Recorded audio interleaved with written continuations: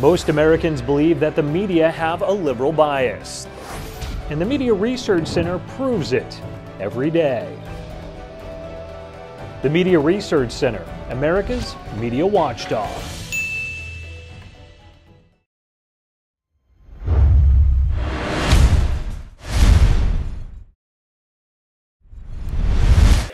It took a lot of courage for General Amos to do what he did. Let's keep in mind that Obama is the commander-in-chief, and that's his title.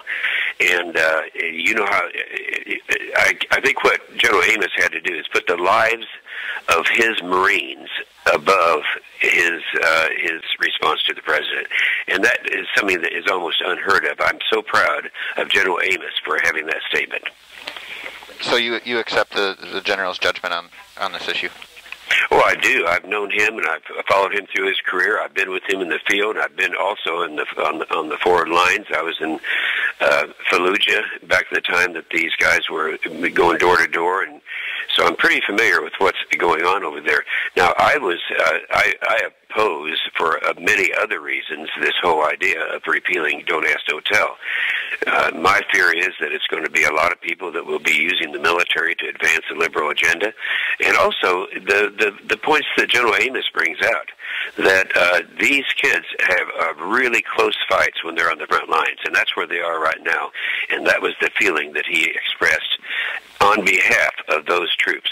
Let's also keep in mind that last January, when Secretary Gates said that we were going to look at repealing this, they were going to pull the troops in the field and people all around, all the military, and they didn't do it. Right at the time that they thought their input would be important, they went ahead on the 27th of May in both the House and the Senate and repealed Don't Ask, Don't Tell.